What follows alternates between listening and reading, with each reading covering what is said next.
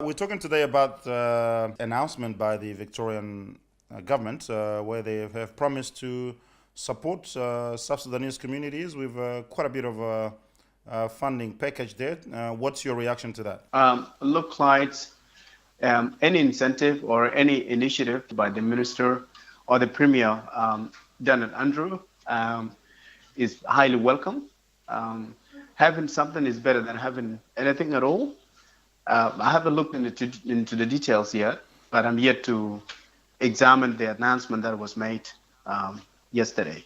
Well, the media release says that South Sudanese community leaders were consulted, so I'm assuming you were in the know, so to speak, as this was being put together. Is that right? That is correct, Clyde. I was consulted, although I haven't looked into the details at that time as well, because what we were doing is looking at for the organization that will be able to auspice that fund will be directed toward our communities. And this fund is specifically put forward to help young people, those who are struggling with the criminal justice system and also with their schooling. And we worked around that area. So in the end, we're trying to, by using this funding to contain young people, particularly those who have been trouble with the law enforcement and those who are really struggling and adjusting in school. All right. Now, obviously, the government is paying a little bit of attention to what I suppose the community has been saying for quite a while, that there's a need for more investment in helping these young people. Besides the funding that has been provided, what are some of the things that you as a community leader would want the government to look at in making it possible so that all these things is actually done properly? The only way the community would come out in the situation it is in now is to be empowered, to be given resources to design its own programs and to be able to implement them, and working in partnership or in collaborations with all other partners, the Victorian Police and also the Victorian Multicultural Commissions and the DPC and all other governments apparatus to be able to steer the community in the right directions. A lot of it has to do with, again, employment.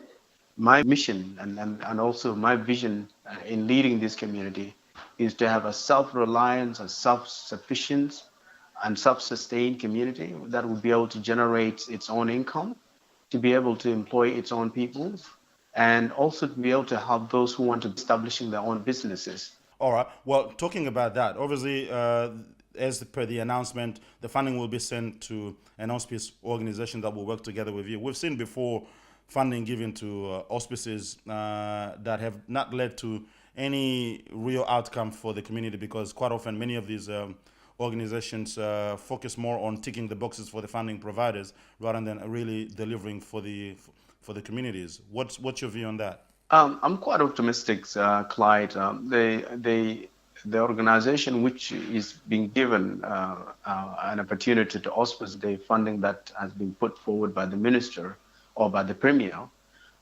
is an organization with track records, and we believe this organization would do the community well, would help the community to strive and also to be successful.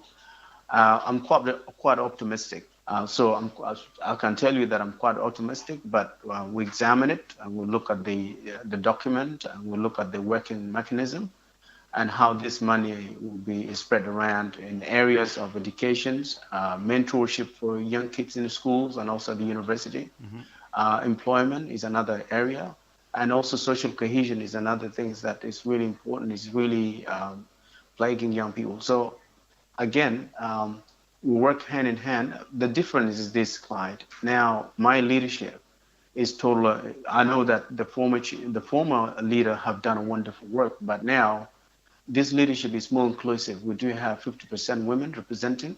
We do have young people in this leadership, and we are quite diverse. Well, you're saying you're more inclusive, but also we know that there has been, like in many other communities, this is not just specifically to the South Sudanese community, there's been quite a lot of division within the community that has not always helped the community to get the best out of any programs or any specific project. Is this going to be different this time? Yes, Clyde, I'm quite optimistic. Look, the division is there everywhere and everywhere you look, even within within the government itself. That's why you see there'll be some opposition. It's all about being positive. Then you'll see some tangible improvement. And I hope people from my community, if that's the opposition that we do face, that'll be a wonderful thing, and that should not lead to to fragmentation or maybe the division within the community. Having different opinions should not be translated as a division. Division is not a good thing, and we don't want it now. Our young kids are suffering, women are suffering, and everybody's suffering. Those who are unemployed, they're suffering. So we need to make a U-turn. One more thing that also has come around quite a lot of times is that many community leaders, they tend to have quite a lot of visibility and interact with the government, but their engagement with the grassroots is still not as good as it should be in terms of engaging these young people and getting them to be participant in the programs. Do you think there will be anything different this time? There's a huge difference, Clyde, as I've just stated earlier to you. We do have equal representation of women, equal representation of young people. You said something really correctly, which is something that nobody have paid attention to for quite some time, and that is not specific to only my community.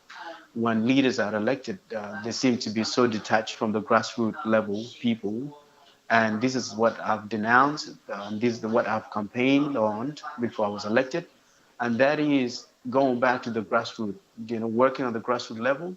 I do talk to elderly people, young people, people who are unemployed, people who have just come out from prison, people who have got issues in schools, people who got problems.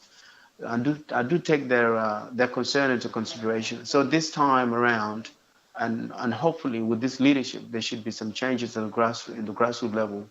And this is what we need to do, is making that difference at the grassroots level. What's your last message to your members, members of your community as we conclude this interview? Well, Clyde, the message is very clear. Again, unity is paramount and the unity, I don't want to sing it here. The most important ingredients for anybody to succeed is organization. We need to organize ourselves, meaning coming together, and everybody's say matters a lot. Everybody input matters a lot. And we all have to volunteer for this community to help young people and also to help their mothers and to help the elderly. We do have a pretty much growing older generation now. And we need to think and we need to strategize and look ahead 20 years, 30 years from now. These people will need a place for them. So in the end, we need to unite and we need to organize so we can move forward instead of just being in differences all the time. All right, Mayar, thank you very much for your time to Africa Media Australia. We wish you good luck with everything you're doing with the community, and I hope to have more opportunities to talk to you in the future. You're welcome, Clyde. Thank you very much for having me.